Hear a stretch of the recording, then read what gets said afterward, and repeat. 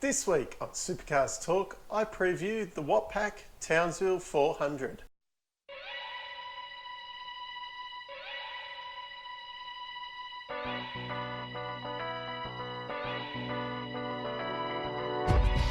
This weekend, the Supercars are up north again in sunny Townsville. I don't think we've actually ever seen a wet race here. This year will be the 10th anniversary. It's hard to believe 2009 was the first time we went up to the Reed Park circuit. It's one of those, it's a hybrid kind of street permanent kind of circuit. There is some definite street parts like the run down into the first corner and then I suppose what I call turn 2 to turn 3 and that. And then you kind of go through the park, and then there's a kind of bit like Adelaide where you have the permanent part of the circuit that's built in a big parkland. Looks a bit like the kind of last sector at Adelaide or, kind of Albert Park idea. So it's not 100% true street circuit. But yeah, one of these hybrids that seems to work quite well actually. The racing over the years here has been great and definitely one that we look forward to during the year. First things first, the important stuff to get out of the way. Nick Percat's paint job has been released already.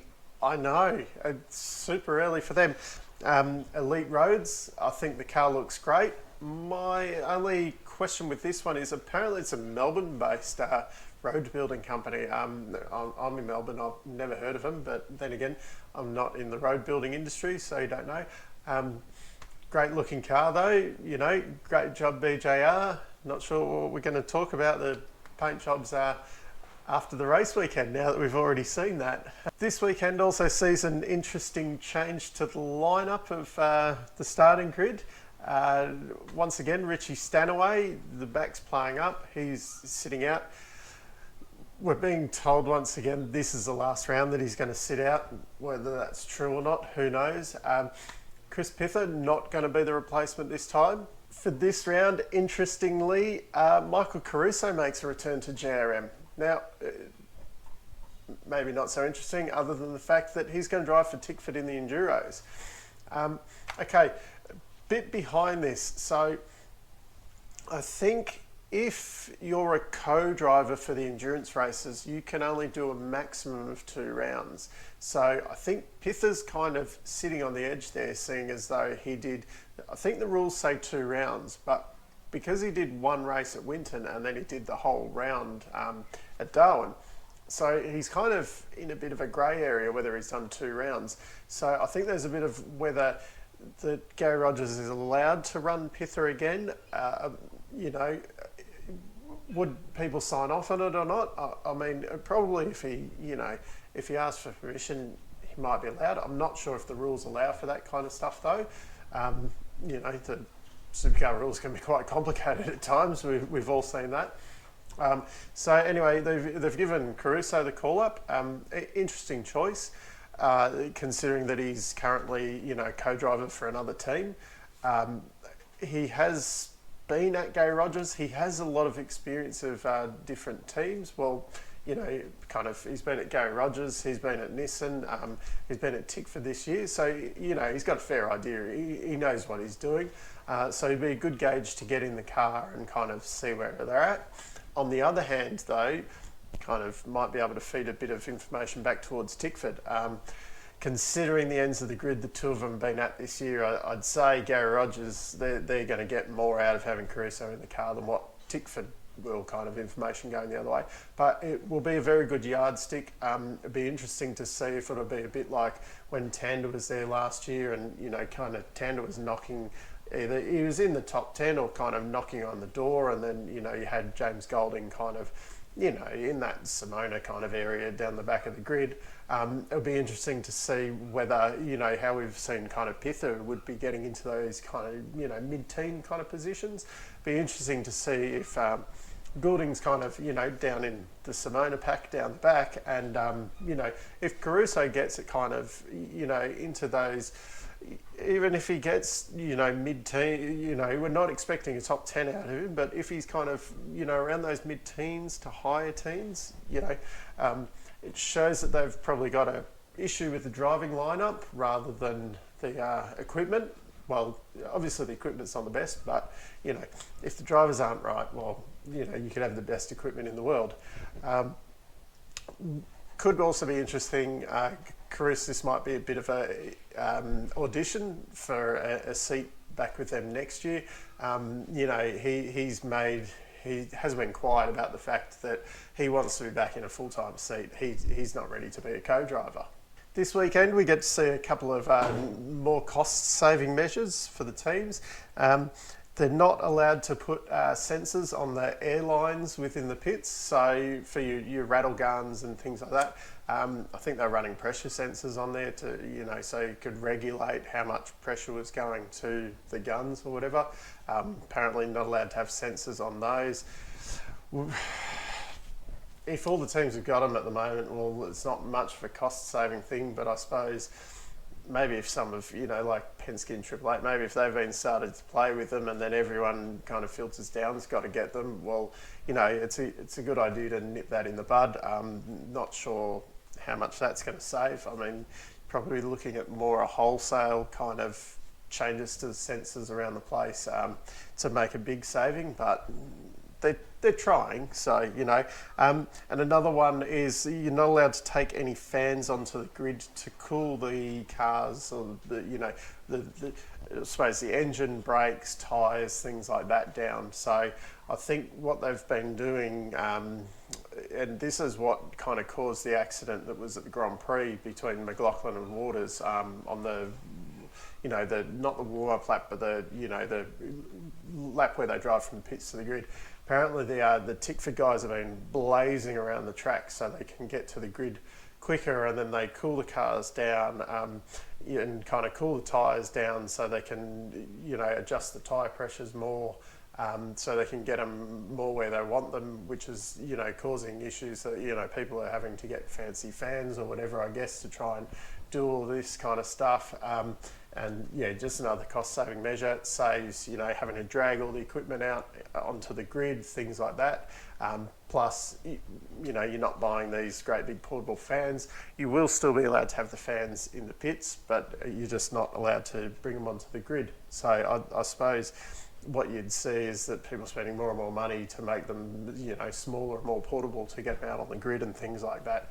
Just like the sensors, if not everyone's doing it at the moment, it kind of nips it in the bud and it saves everyone kind of from going and doing it in the end. And another, well, this is a trial for this weekend. This isn't a rule or anything, but they're going to be putting some of the LED panels in the rear window, like what we typically see. Well, I see in IndyCar. I think they've been doing in endurance racing as well, kind of in the Le Mans and stuff like that. So I'll have a little panel. The picture I've seen is of the one that's been put in Scott McLaughlin's car at the moment. It seems to have kind of 3 numbers in it. Traditionally, the IndyCar ones have 2 numbers on there. They show, when they're around on the track, they show their track position. When they come into the pits, it shows when they stop, it shows how long their stop's for, which that's actually quite interesting watching that. It has, it runs through the time, like a stopwatch. And then when they finish, it shows up for an amount of time, so you can see how long people stop for. And as they're going around the track as well, on the road courses, they have a thing called push to pass, where you get an extra, I think it's 80 horsepower or something like that. When you push the button, you get so many seconds of it for the race, and it lights up with a big PP on there. When they're on their push to pass button. So as a fan, you can kind of see when someone, if the camera angle's right, of course, but you can see when someone hits the button to go for it. And, it's interesting sometimes watching when one car hits it and then another car hits it a bit later, delayed and things like that. Obviously, we're not going to see the push to pass here, but they're going to show things, like apparently driver's initials. I assume that's why there's the 3. And then, track position and I guess stop time and things like that. Would be interesting to see, because some of the stops, say on the Saturday race, we're only changing tyres, there's not much between them, but it would be interesting, say, especially the Sunday race, to see maybe from the timer start as they enter the pit lane, and then the timer finish as they exit the pit lane, and see that kind of total time. So you've got an idea, better timing getting through the pit lane, things like that, and give you a bit more of an idea, how much fuel people are putting in and how long, the full kind of stop sequence takes. So the format this weekend, a little bit different to what we've seen recently. Is every weekend seems to be a slightly different format. But Friday we got two practice sessions. Saturday we get one practice session and then a 20-minute qualifying session. And then race 17 will be 70 laps, 200 Ks, which is half of the Townsville 400. And then Sunday we get another 20-minute qualifying session. Then they have a top 10 shootout, and then obviously 70 laps again to make up the rest of the 400 Ks.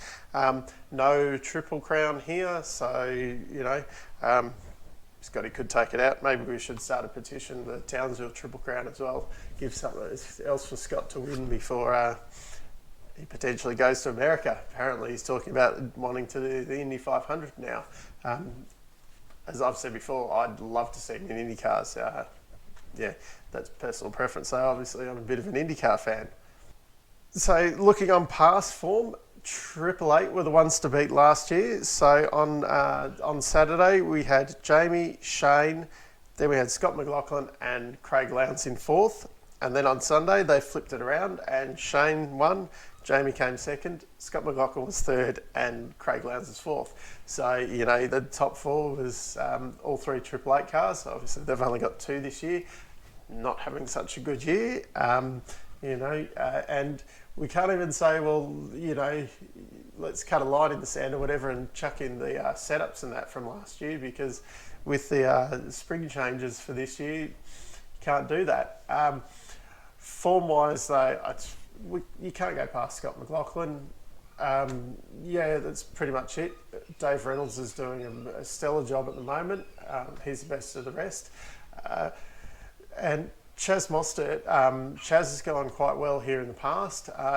Not quite as well last year, but he has had a good run. And Tickford were a little bit lost last year.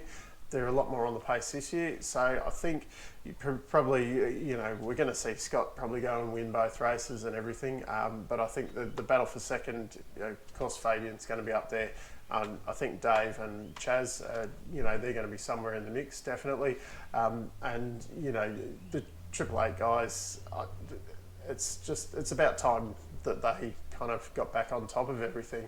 They're not going to be down forever, I can tell you that. And another piece of big news before I finish off this episode, Erebus, Barry Ryan, who's their team manager, he's been made part owner of the 99 racing entitlements contract. So each car has their own racing entitlements contract, or REC that we call them. And Betty Klemenko, who's the owner of the team, she's kind of decided, so she's the sole owner of Dave Reynolds one, and then the Anton De Pasquale car 99. Barry Ryan is now 50% owner of that. And supposedly Betty's husband Daniel, he's the other 50% owner of that. So I've read a lot of comments and that from people on the internet saying, "Oh, this this is the end of Supercars, rah rah."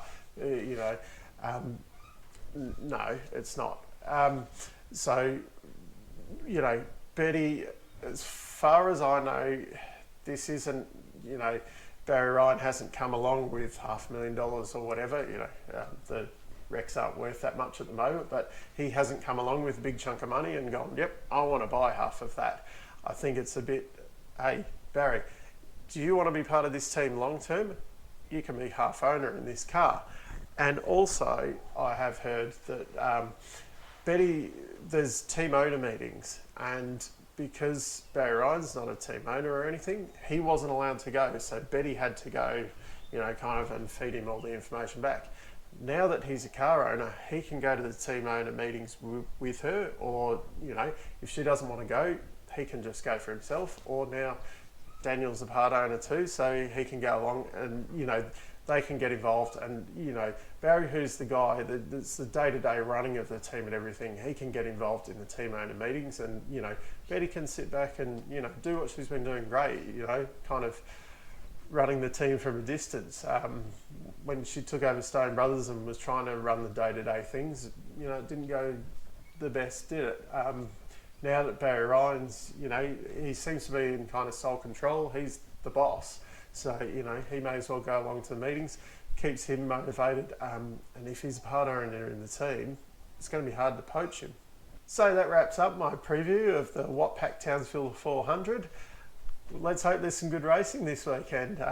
Townsville hasn't disappointed before, so let's see how it goes. I'll see you next time. Put away your inhibitions. Let the beast in you just get loose. We all young, wild, and